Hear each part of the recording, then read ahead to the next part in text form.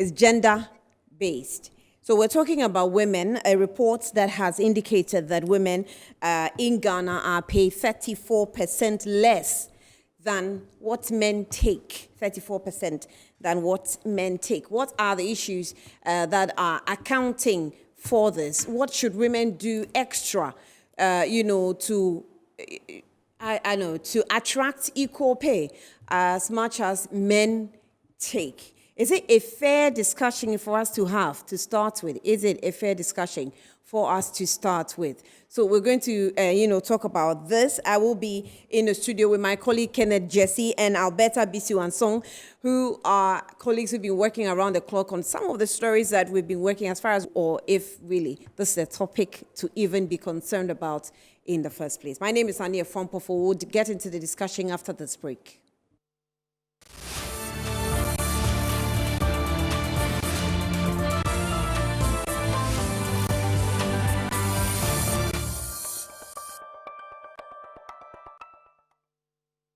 All right, you're welcome back to the program. It's Good Afternoon, Ghana, and we're talking women in Ghana pay 34% below what men actually take. I don't know how I can play neutral in this discussion, but Alberta Bisiwansong is my guest. She's my colleague here at Metro TV. Alberta, you're welcome. Good afternoon to you. Right. And you're welcome, proper welcome. Thank you. And I have to give you proper welcome. You guys might not understand. Kenneth Jesse. Hi. It's also here. Ken, you're welcome. Good afternoon. Thank you. Good afternoon. Right. Ken is also my colleague here at Metro TV. We'll be discussing what we have covered about women so far as reporters. But before I come to you, let's get one of the stories at least that has been captured as far as this particular issue is concerned. The news team put together a report with a 34% salary less than what men take.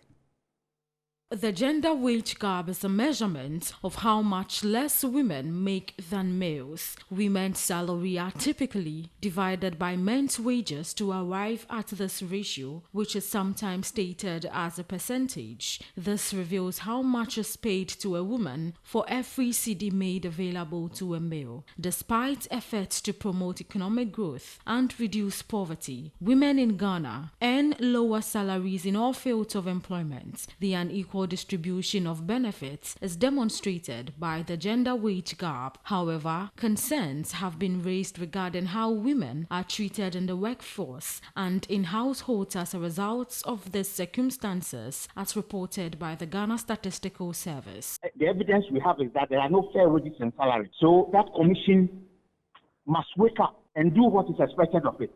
When you are doing salary administration and there are, say, 20% increase for those down the line, when you go upstairs, the increases to reduce. A significant portion of the gender gap has been linked to discrimination based on one's gender, even when individuals' equalities like education, working hours, abilities, or experience also contribute. According to the United Nations, there is an estimated 20% gender pay discrepancy globally between men and women. It is evident that despite widespread support, implementing equal pay for men and women have proven challenging. Members of boards of directors need to shine their eyes and look at the disparities that are demoralizing workers in the workplace. And I say from the presidency, the president was asked to take urgent steps to address disparities. As far back as June 2020, that report is there, and the disparities continue and they are widening. In an earlier earnings inequality report, the Ghana Statistical Service revealed that among paid workers in the country, women earn 34.2% less than men. This data, the Ghana Statistical Service noted, is from the first quarter of the 2022 Annual Household and Income Expenditure Survey. All right, that's a brief report by the news team. Let's listen to what people on the streets also had to say about this. People think that men are more valued in society and they have bigger roles to play, so they tend to give them more salaries. But it's not supposed to be like that. It's supposed to be an equality something. Women should be treated the same way as men. Men are superior than women, but according to the Bible, we don't have anything like inferiority in gender aspect. In fact, men do a lot, but women do a lot more than men. So I don't see the reason why women should be paid lesser than men, because this is something new that has been introduced to the African system. When you look at I am a man, so I'm a father. I know what women do. They do a lot. So I don't see any reason. Even women should be even pay more, much more better than men, because they do a lot. They sacrifice a lot.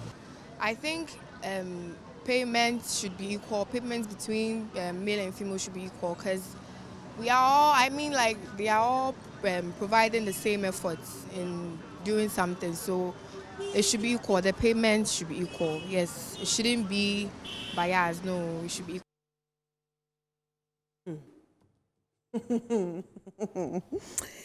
Alberta is with me, and Kenneth Jesse is also with me. We'll speak with the labor aspect later, but let's start talking. Alberta, I don't know. How do you feel about the 34.2%?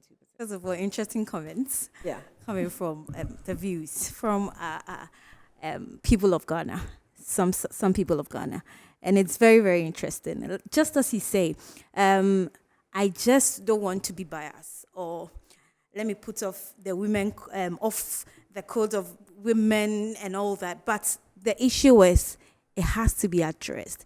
Women always find ourselves in always the negative part.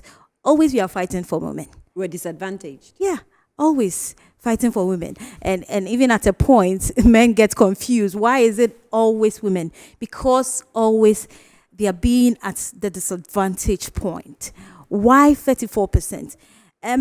It is very real, just as the report says. When you go to some sites where women are working with men, you will realize that women will be paid very little. Meanwhile, if some women do not put in the effort they do, the work will not go on. Even in our corporate world, you could see women and men doing the same job, but at some point, women are being shortchanged. And you ask yourself, what is the difference? Why?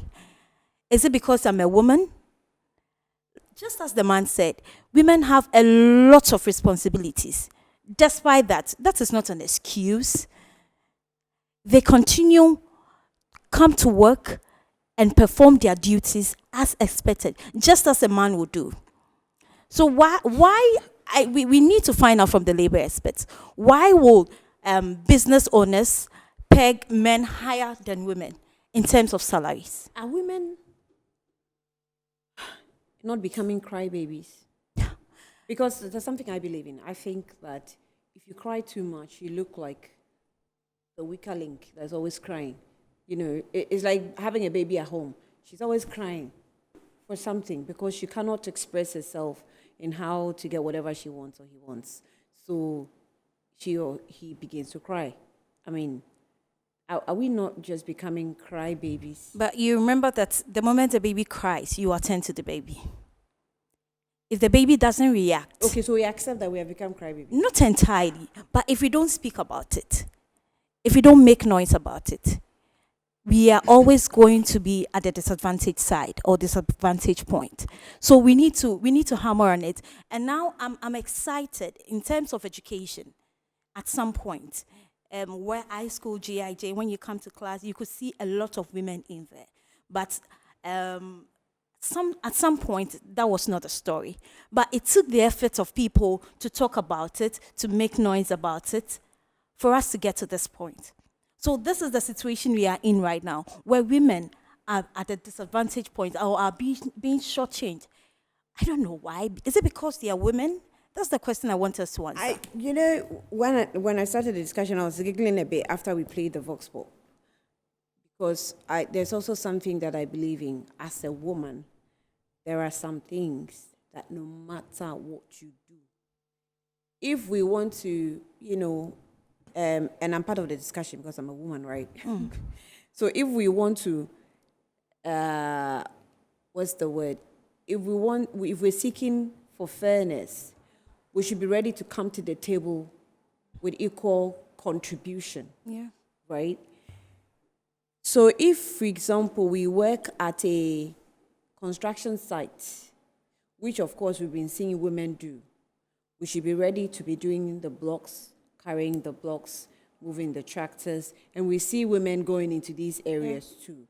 But are we really sure that that's what we want to do? If only that's what the Want woman to wants do to the do. most difficult thingy that it only sometimes takes the physical strength of a man. It doesn't matter. So far as the woman can, so far as she can, give her what is due her. Just as you give the man what is due him.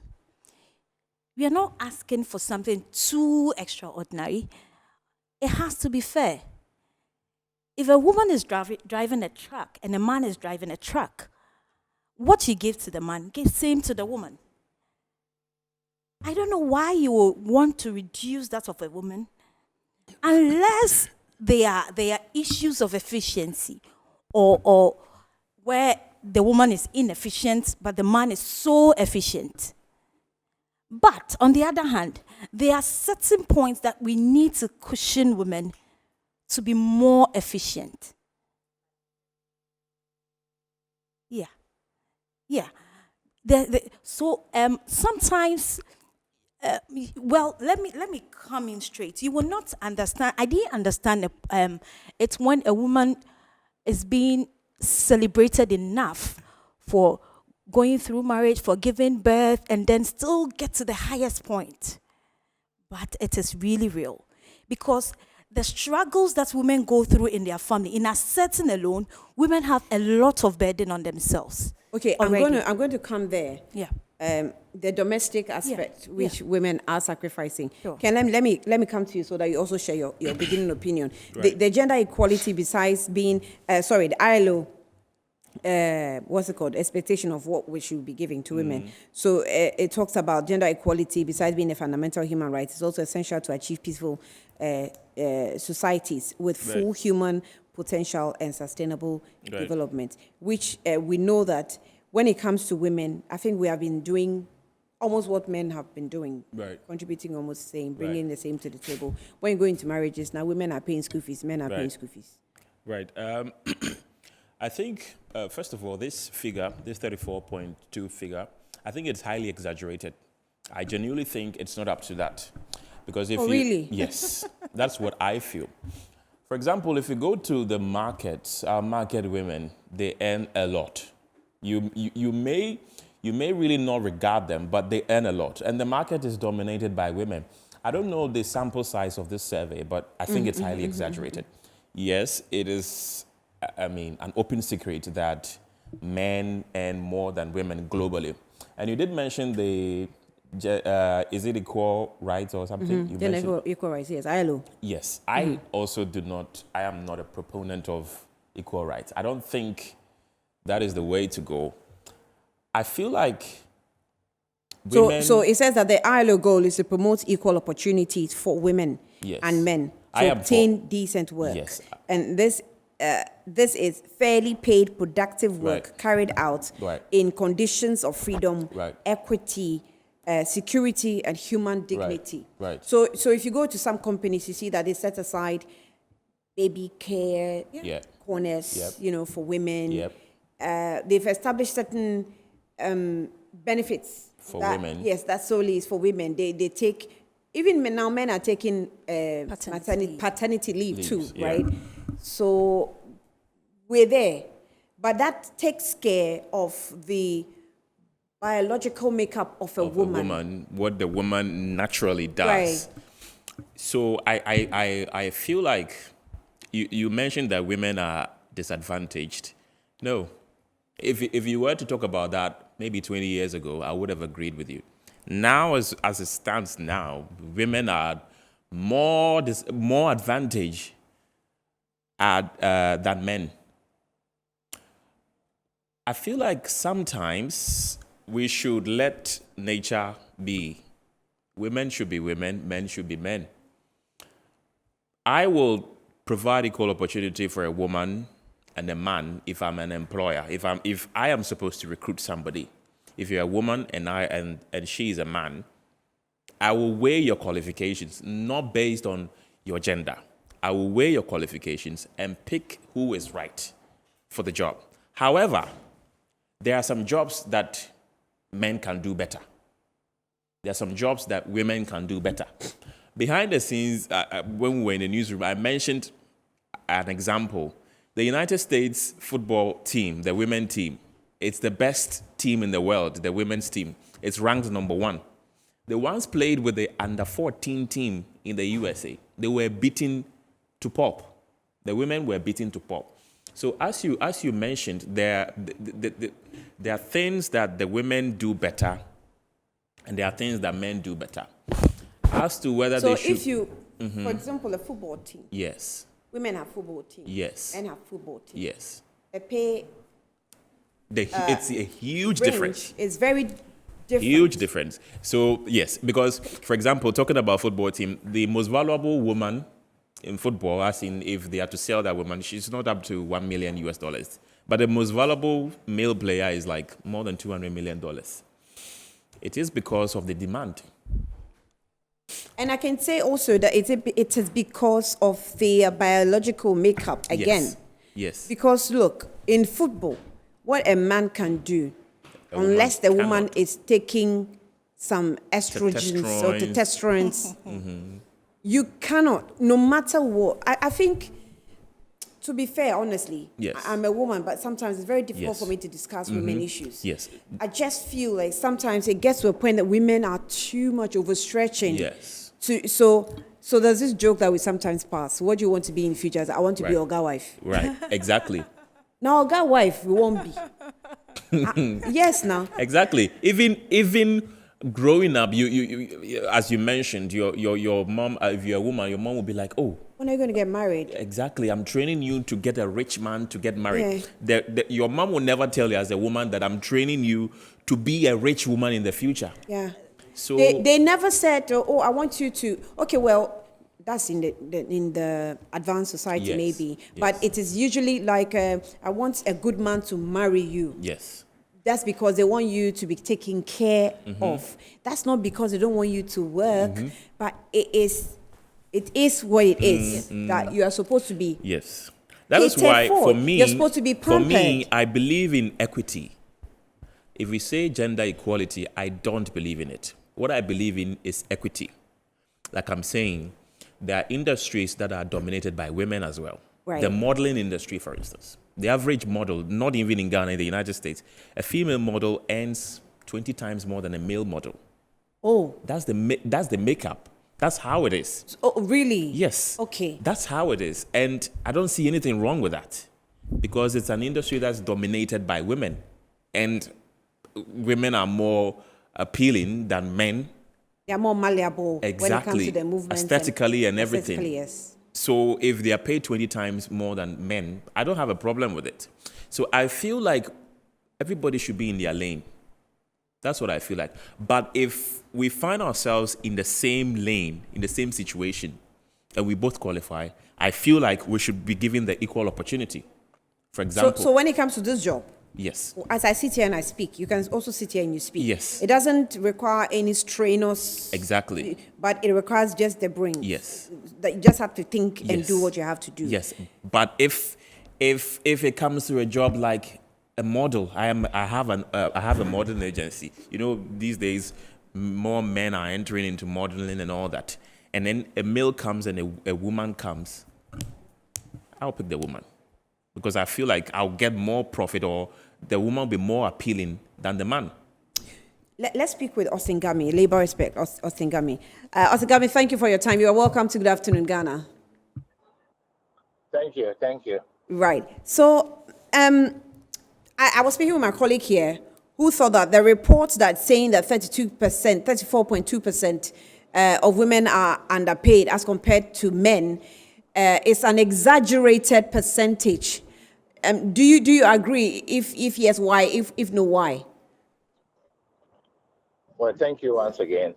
To be honest with you, mine is not even just about exaggeration. I think that Ghana Statistical Service have been doing a good job of late. I want to commend them. But they did not provide enough information that would enable us to re-examine the figures, in total. Nonetheless, to be very honest with you, this is not an issue in Ghana. The issue about paying women, both in the private sector and in the public sector, lower than that of men, is not an issue in Ghana, because we have one structure, one salary structure, for instance, in the public sector, whereby teachers are teachers, nurses are nurses, whoever is working in administrative position in the civil and public service, they are just there. And job evaluation being carried out, some level of analysis have been made, and we know the widespread of the workload. And so and people are placed on levels 1, level 2, level 3 to 20 something. That is how it is. But the entry point is the most essential. Now, as you go forward, if you are not doing well, and therefore you are not being moved on the steps as expected, that you may lag behind a little bit is not an issue. It's just a question of how people should be matched with their productivity levels and so on and so on. But generally speaking, we don't have that problem in Ghana. Even I dare say in America, yes, we may have something like that, but not in Ghana. We don't have something like that in Ghana now at all. In the informal sector, the possibility of people looking at it, because if I'm going to do like in the entertainment industry, for instance, men who may draw crowd, women who may draw crowd may earn a little more or commission more than the man or the man than the woman. Those things are normal anywhere in the world. But when it comes to salary-related places, I do not think we have that problem in Africa, and in Ghana in particular. So you've talked about the fact that they all have their levels, they have their entry points. We have also the single spine salary structure, which determines, and we have the various fields, the teaching, the nursing, all other various fields. Is that enough to say that we don't have a salary structure problem?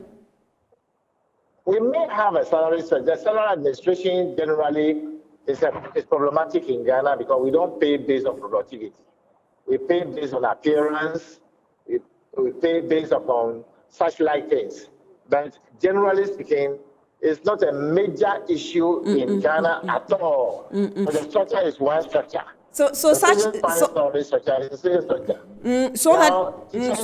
that if you want to even look at salary structure, you're saying that the major problem is not pronounced in Ghana. The independence and just independence. I can confidently. I work for some of the private settings. I'm sorry. Can you reposition yourself, Mr. Gami? Can you reposition yourself? I'm losing you. I'm actually. Right, we're trying to have a discussion with Usingami, who's a labor expert, to let us understand what is going on within the salary structure. He's already earlier mentioned that the main issue is not even a gender bias situation. It goes beyond that. If you're looking at the whole salary, structure, then you have to focus on the salary structure. He thinks that Ken, what were you going to say? Right, I agree with some of the things that Austin said. For example, when I started by saying that I think this report is highly exaggerated because when it comes to salaried jobs. Yeah, and he's saying that we even have to be served with the full report. Yes. Of the research. Yes. Then we need can further breakdown exactly. of what the report entails. With salaries, for instance, if you're working in a salaried paid job, for example, you are a nurse, we both have the same qualification. We're both paid the same. I'm not sure that there's a nurse or there's a hospital in Ghana. Okay, so hold on. I'm sorry to really interrupt. Ms. Austin, can you hear me now? Yes. Okay, great. Can you hear me now? Yes, you're audible. Okay. Yes. So I was asking that. Like I was saying, we do not have that kind of discrimination. There are many places in Ghana here where the women earn more than the men. There are many places where men earn more than the women. They have their job is what is being paid for. I don't think. Well, Mr. Gami, I'm still struggling now. I don't know. Are you moving? Yes, I'm in my car. Aha. But I'm not the one driving, so I'm free.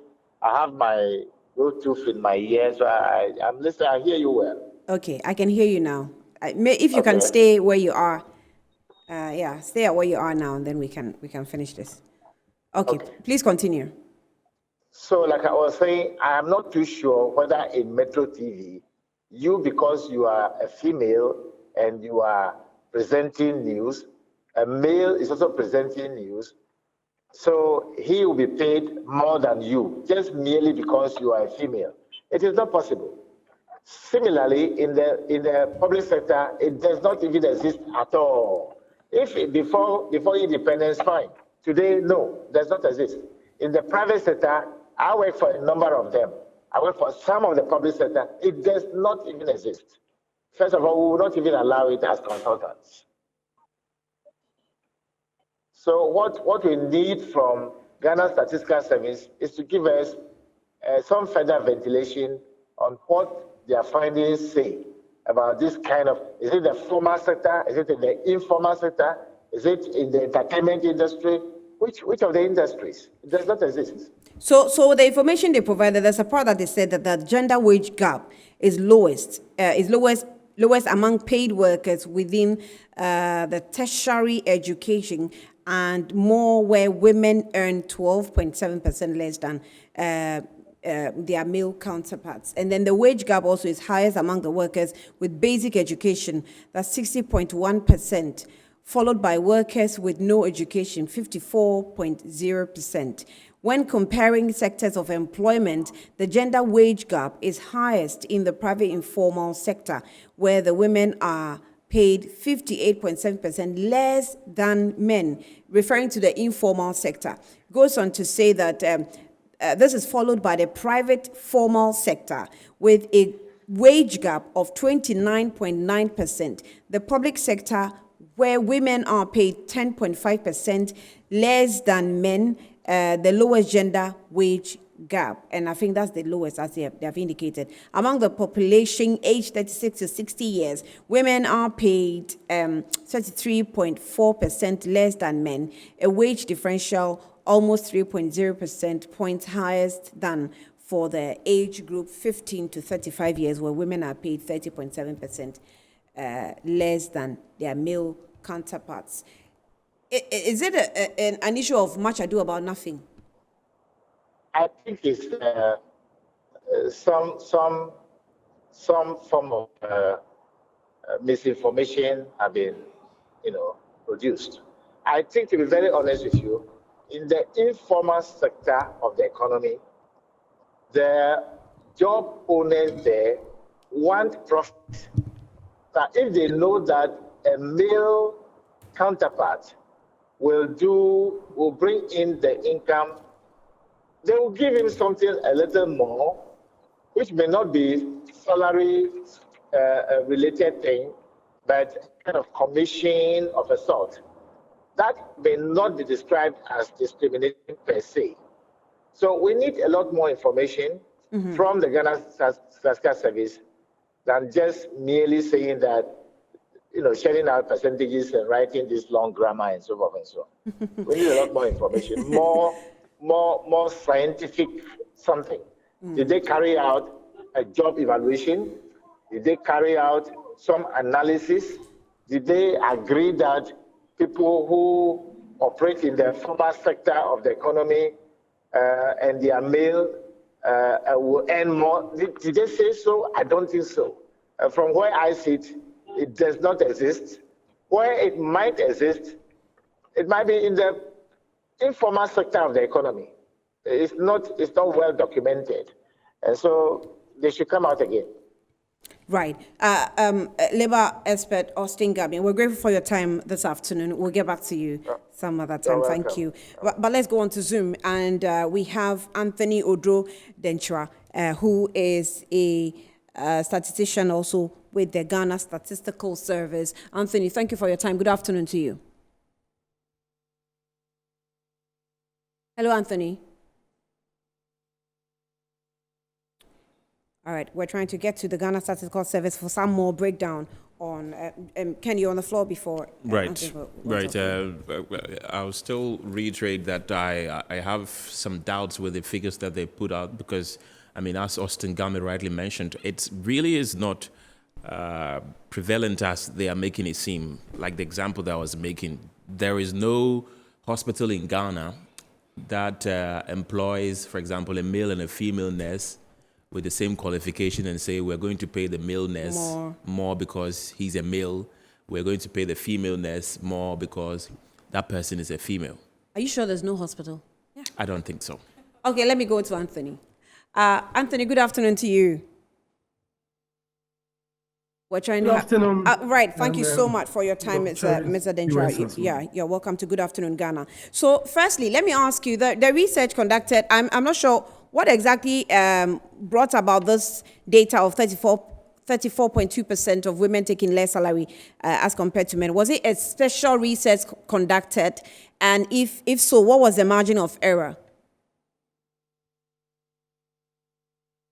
So, thank you. And so let me set something right because I heard your producer saying that he doesn't believe in the reports and that market women earn a lot. So to set the record right, this computation is based on female employees and male employees that are in paid employment. Very clear, because the status of employment, I mean, as defined by ILO, we have different categories. So we have paid employment, that is for persons who engage in economic activity for wage or salary. Then we have self-employed without employees, and then self-employed with employees. It goes on to with other categories, contributing family workers and what have you. So this analysis is based on only employees who receive wage or salary. So it doesn't include market women, as he, earlier pointed out. So I think that's very clear. This measurement is only based on paid employee, which is just one category of the status of employment. Again, this computation is not pay difference or wage between a man and a woman with the same observable characteristics doing the same work. No, it is the pay difference between wage levels of female employees and male employees, the average wage levels, I should say. So it's not computed based on individuals, so that if somebody is working at Ghana Statistical Service, a male, and is a statistician, receiving the same pay with somebody working, say, in your institution, female, with a statistician. That is not it. This is average wage levels. So it doesn't center on an individual. Now, going further, so maybe to also give a background, this is from the annual household income and expenditure survey that the GSS started conducting from 2022, from the first quarter. It's actually a panel survey. This is the first of its kind in the country. So data is collected quarterly. And it is nationally representative across the 16 administrative regions of Ghana, involving 600 enumeration areas, as is done in Ghana Living Standard Survey, involving 10,800 households, and the response rate being 98%. So this is a nationally representative survey, devoid of some regions. So that is also very clear. So the 34.2, as you saw. So basically, all that it means is that is the difference in terms of the wage. So if in Ghana, which this SDG indicator 8.5.1, where by 2030 it is the wish of the global wish is that we achieve equal pay. So in Ghana, let's say, I'm just as an example, if men and women are supposed to be paid equally 5,000, it is 4.4 34.2 indicating that women are paid 3,290, a shortage of 1,710. And then there are some factors that could account for this wage gap. So maybe as we proceed, I will explain further. Or maybe should I continue? You can proceed. Maybe. Okay, so thank you. So some of the factors, before even I come to the factors, let me also state that this is not what we call the unadjusted wage gap or the raw gender wage gap. This is the adjusted wage gap, meaning that we have controlled for certain labor market attributes like age, years of experience, educational qualification, sector of employment, as we have seen in the report, region of residence, i.e. urban or rural, because these are factors that affect the determination of wage. And so these factors were controlled. And so this is what we call the adjusted gender wage gap. Now, moving from there, the factors that may account or probably accounting for this gap, number one has to do with what we call the occupational segregation, where women continue to be underrepresented in traditionally male-occupied categories. I mean, there are some jobs that traditionally are known to be for men. And so if even with women with similar, within similar qualifications, a woman having the same qualification as that of man, even sometimes better, these women are consistently receive low pay because then it is seen as a man-dominated, occupation. Field. We take the mining sector, for instance, in the past where you have few female, maybe studying engineering. So that is a challenge. I mean, this is the perception that once it's for male, even if a woman finds herself there, the women are underrepresented, that they receive low wage, meaning that their return to education is very low. The other issue has to do with what we call the gender polarization of if you like, industries or sectors of the economy. So you will see that some occupations or enterprises are highly feminized. And because of that, there's something we call under-evaluation. So women's work are undervalued in these areas. I mean, polarized, that this is for women. I mean, take certain sectors like, if you like, catering, some of this manufacturing that are known to be for women. So that is a challenge. Even in the UK, you will see that women who find themselves in some of these enterprises there's a gap of 14.5 as opposed to other if you like, employees who find themselves in enterprises with similar productivity characteristics where the gender is mixed. So that's also a challenge. Then the last one, last but not the least, has to do with what we call the motherhood gap. Motherhood gap has to do with women. You saw in the report as you read that from ages 15 to 35, you saw that the gap was lower compared to 36 to 60, meaning that the gender wage gap increases with age. So in a woman's working life, when a woman starts work, fine, the gap is lower, but then as some of the factors, marriage, maternity. So if a woman has to go on maternity leave and that woman finds herself in the informal sector, where we see a wider gap, 58.7, because these women in this informal sector lack this social protection, basic social protection, if you like, benefit. And so a woman in the informal sector would want to take up jobs that have lesser hours compared to a man who, the fatherhood doesn't really matter because, he or she wouldn't, I don't want to say wouldn't be the one to take care of the children. So once a woman in the informal sector takes up a job with less hours, obviously it has impact on her salary compared to a woman in the public sector, as you saw in the report, 10.5. You see that is lower there. But in the public sector, formalized one, when a woman is on maternity leave, not maternity, even if she gives birth, she comes to work, she can leave at 2 p.m., but it doesn't affect her wage because she's entitled to these benefits, social protection, paid sick leave, paid employment, what's it called? Paid holidays, social security. So that one is not affected. So you see a lower gap in the public sector as opposed to those in the informal sector. Again, even in the private former, as you rightly read, you see that the gap is there's 29.9. Yeah. So the private formal sector, i.e., the banking, those in the banking, even your institution, but even there, even though they are formalized, not all of them, as it were, provide social security to their to their employees. So you see some of these dynamics being at play there. So that's why you see the gap even wider in the informal sector. And so these are some of the issues that are accounting for the computation of this indicator. As you have seen in the report. So this information that we have, what should we do with it?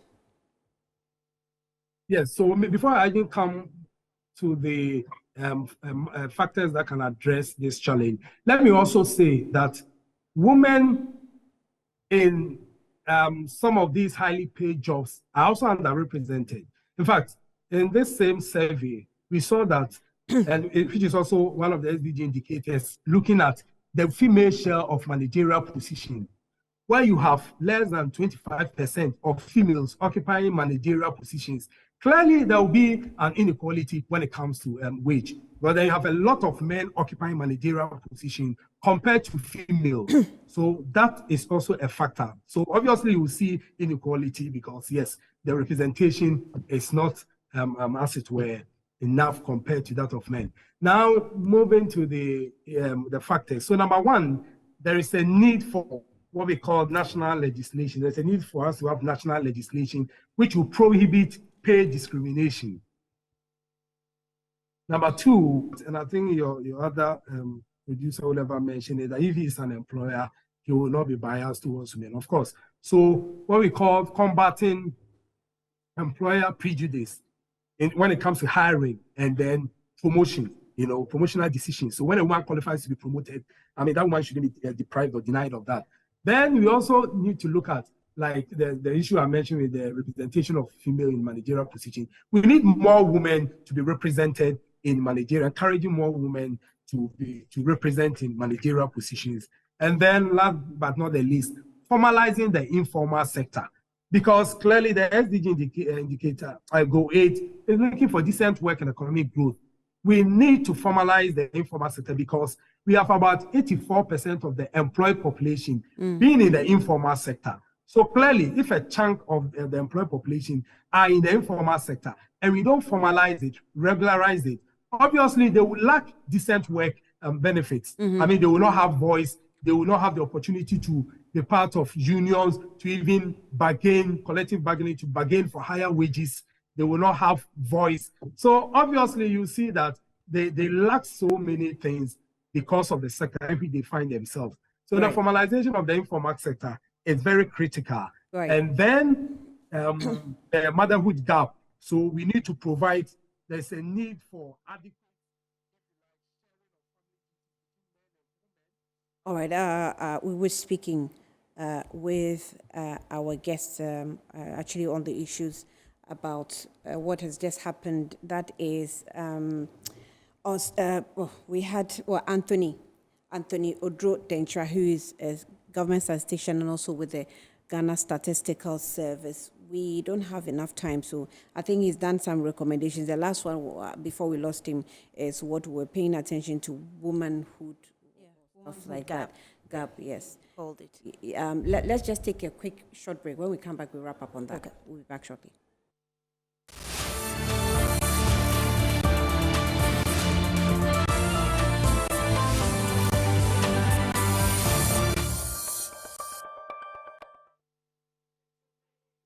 Welcome back. Right. So let's wrap up.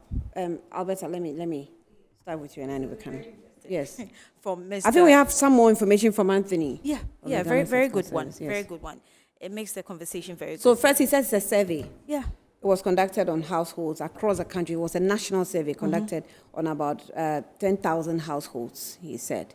Yeah. So I think from the questions given to them, it elicited the answers they used to strike the average in all the sectors. Yeah. Yeah. So it gives us a very good overview.